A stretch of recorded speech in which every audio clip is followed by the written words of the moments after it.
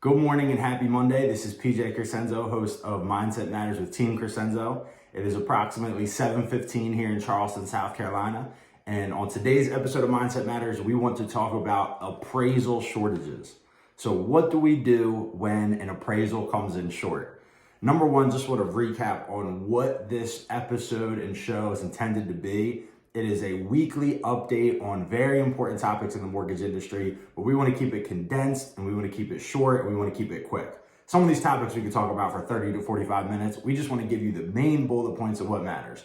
So I'm buying a house, the appraisal report came back and it's less than what I'm buying it for. What do I do?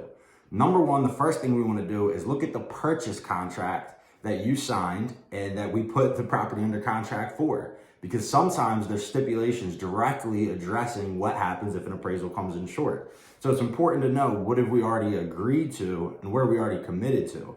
If there's no appraisal gap, if there's no appraisal waiver, and it's just a traditional potential contingency regarding what the appraisal value is, then it's a different story. So number one, we check the contract. Hey, what have we already agreed to and what's already binded based on what the appraisal says? That's number one. Number two, we look at the report. Hey, maybe the appraiser missed something.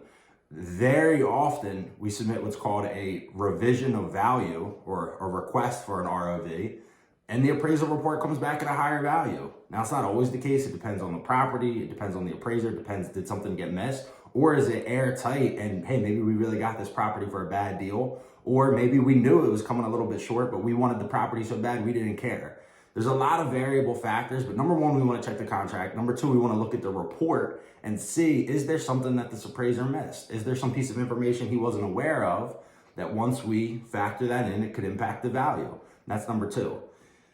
If we check the contract and there's no anything signed about the buyer that agrees to an appraisal gap or that they're going to cover a certain threshold, difference, gap, if we check the report and we think it's rock solid and there's no comps or recent sales that the appraiser wasn't aware of, and we truly have a short value, then it comes back to negotiation, right? So then it just comes back to good old fashioned business real estate. Hey, what do we want to do and what are both parties going to agree to? Is the seller going to make the buyer cover the entire difference because they know they got a really hot property and there's a lot of demand and the value isn't as significant as a factor, right? That's one. Two, hey, maybe they split the difference. We just had a scenario on a new construction purchase where all three parties decided to contribute. It was a buyer we really wanted to help. It was a special circumstance. We kicked in at closing to help the buyer's final number. The builder kicked in and the buyer brought the difference. So we split the short value three ways and we were able to get the deal done. So again, there's a lot of different things that could impact this discussion.